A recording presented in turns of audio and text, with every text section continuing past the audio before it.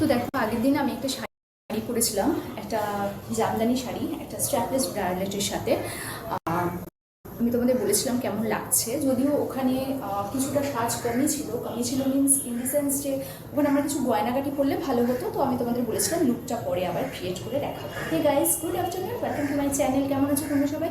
আশা করছি সবাই ভালো আছো। তো দেখো, আজকে আমার মনে হলো একটা ট্র্যাডিশনাল শাড়ি তো পরেছি সেদিন, একটা স্টাইলিশ শাড়ি, মানে এটা একটা হচ্ছে স্ল্যাব কাটন। তো এরকম একটা স্ল্যাব কাটন শাড়ি যদি আমি এরকমভাবে পরতে পারি তাহলে কীরকম লাগবে? একটা স্ল্যাব কাটন শাড়ি যদি আমি এরকমভাবে পরি তাহলে কীরকম লাগবে? আর দেখো, শাড়িটা কিন্তু এরকমভাবে পরেছি, ইটস ভালোই লাগছে দেখতে, কী বলো? ভালোই লাগছে দেখতে, খারাপ তো লাগছে বলে আমার মনে হচ্ছে না। একটা শাড়িকে কতভাবে পরা যায় সেটা তোমরা দেখো। যে আমরা বলি না যে সাজটা এখনই, আগেকার দিনের লোকরা সাজগোজ জানতো না, তা কিন্তু একদমই নয়। আগেকার দিনের লোকরাও সাজগোজ জানতো। আর আজকে আমি কিন্তু এখানে এই পাল্লুটা একটু ডিফারেন্ট স্টাইলে নিয়েছি, একটু ক্লিভেজ বের করে আমি পাল্লুটা নিয়েছি, যেটাতে আমার মনে হচ্ছে শাড়িটা গ্ল্যামারটা আরও বেশি বেড়ে গেছে। অ্যান্ড এরকমভাবে শাড়ি কিন্তু তোমরা পরতেই পারো বা কাউকে সাজেস্ট করতেই পারো পরার জন্য। আর নিন্দুকেরা তো বলবেই এটা ওটা দেখিয়ে শাড়ি পরছো, আসলে তারা দেখাতে পারছে না, দেখানোর মতো জিনিস নেই, বা দেখালেও অন্য জায়গায় যাচ্ছে, সেটা তুমি দেখতে পাচ্ছ না। কারোর সংসার ভেঙে তার সংসারে ঢুকে সেটা দেখাচ্ছে। এনিওয়ে, তো এরকমভাবে যে শাড়িটা পরেছি, এরকম একটা স্ল্যাব কাটন শাড়ি। আর দেখো, আমি কিন্তু আজকে একটু ক্লিভেজটা বের করেছি, কারণ একটু ক্লিভেজ আর একটু ন্যাভেল না দেখালে, দুটোর মধ্যে কোনোটাই যদি না দেখাই তোমাদের ভালো লাগবে না। আর তোমাদের মনে কষ্ট দিয়ে কি আমার ভালো লাগে বলো? তো এবার আমাকে সাজেস্ট করো, এই শাড়িটার সাথে, তো আগের শাড়িটার সাথে আমি চুল বেঁধেই দেখিয়েছিলাম, এই শাড়িটার সাথে আমাকে কি চুল খুলে ভালো লাগছে না চুল বেঁধে ভালো লাগছে সেটা একটু বলো তো আমাকে। এই শাড়িটার সাথে চুল বেঁধে না চুল খুলে কোনটাতে ভালো লাগছে? তোমরা যেরকম বলবে সেরকমই আমি রাখবো। তো প্রচণ্ড গরম, তো স্টাইল করতে গেলে একটু গরম চলতা হ্যাঁ না? তো দেখো, এরকমভাবে যে আমি পরে এসেছি শাড়িটা, আর এই যে আমার চুলটা এরকমভাবে খোলা লাগছে, তাতে কীরকম লাগছে একটু কিন্তু অবশ্যই জানিও। আর আরেকটা কথা বলি যে ক্যামেরার কোয়ালিটি কি খারাপ? মানে একটুখানি ব্লুইশ গ্রিনিশ আসছে কি, একটু আমাকে জানিও প্লিজ। তো যেরকম বলবে সেরকমই করবে। ইনফ্যাক্ট আমার চুলটাও এখন পুরো ভেজা, পুরো ঘামে ভেজা চুল। আর দেখো, এরকমভাবে কিন্তু পুরো পিঠটা দেখা যাবে। পিঠে একটা ট্যাটু থাকলে ভালো হতো, কী বলো? না ভাই, পিঠে ট্যাটু করবো না, ট্যাটু আমি এমন জায়গায় করবো যেটা দেখা যায়, তোমরাও দেখতে পাও সবসময়। অ্যান্ড আজকে যাবো চুল কাটতে আমি, সো সেই জন্য দেখো স্টেপসটা কতটা উপরে উঠে গেছে না আমার, অনেকটা উপরে উঠে গেছে স্টেপসটা। এখানেও তাই অনেকটা উপরে উঠে গেছে স্টেপসটা। তো যাই হোক, এরকমভাবে চুল খুলে আমি এলাম তোমাদের সামনে। আর বেশি চিৎকার করতে পারছি না, কেননা চিৎকার করলেই না কাশি হচ্ছে, কেন হচ্ছে জানি না। তো যাই হোক, এরকমভাবে পরেছি শাড়িটা।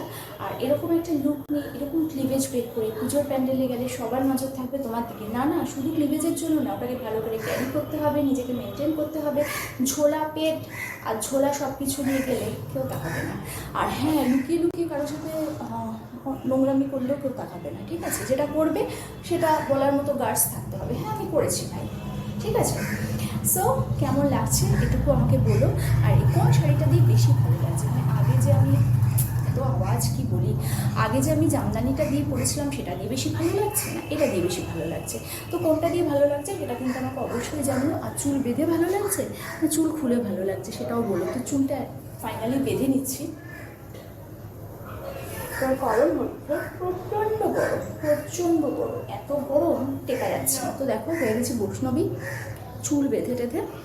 তো আচ্ছা, আমি ডিসিশন নিলাম না বৈষ্ণবী সাজটাই আগে দেবো, ওটাতে তো আমার কোনো সাজগোজ গয়নাগাটির বালাই নেই, যেটুকু আছে সেটুকু খুলে ফেলবো। অথেন্টিক বৈষ্ণব, যে বৈষ্ণব বলে বেড়াল বলে আঁশ না ছোবো, মাছ না খাবো, বৃন্দাবন যাবো, বেবাগি হব না ভাই। নো মাছ, নো আঁশ, ইয়েস বৃন্দাবন, ইয়েস বেবাগি, yes Vrindavan, yes Bebaki, okay, but no much, no ash, no nose pin, no nose ring, no earrings, okay? একদম অথেন্টিক বিধবা। হ্যাঁ, একটা জিনিস করতে পারবো না, সে আগেকার দিনের বিধবাদের, বহু আগের বিধবাদের মাথা ন্যাড়া করে দিত না, মানে ন্যাড়া না, ছোটো ছোটো চুল করে দিত, ওটা করতে পারবো না, ছোটো চুল করতে পারবো না। আর উইগ আমি পরতে পারি না, আমার মাথা চুকুবে।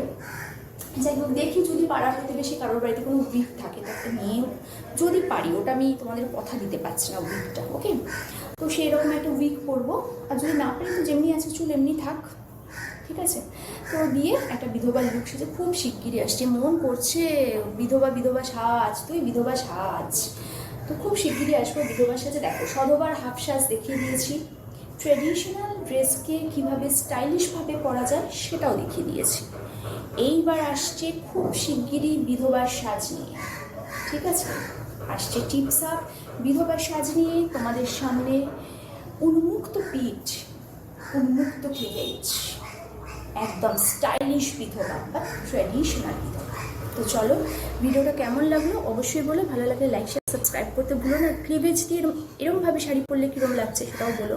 কালকে আসবে একটা নতুন ভিডিও নিয়ে। আর হ্যাঁ, এখানটা কীরকম খোলা থাকলে তোমাদের ভালো লাগে নাকি এরকম ঢাকা থাকলে ভালো লাগে সেটাও বলো।